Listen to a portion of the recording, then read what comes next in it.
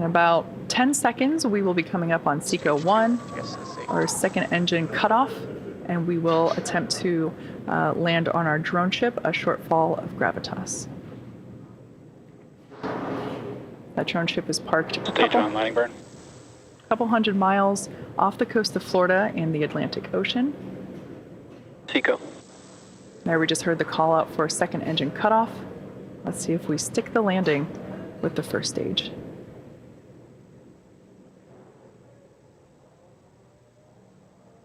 Landing leg deploy.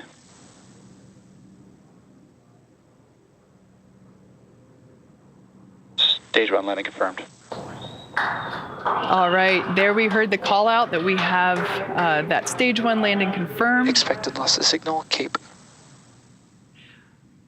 Weather is looking great all around off the coast of Florida there. Beautiful view of that first stage landing. Now the mission isn't over just yet.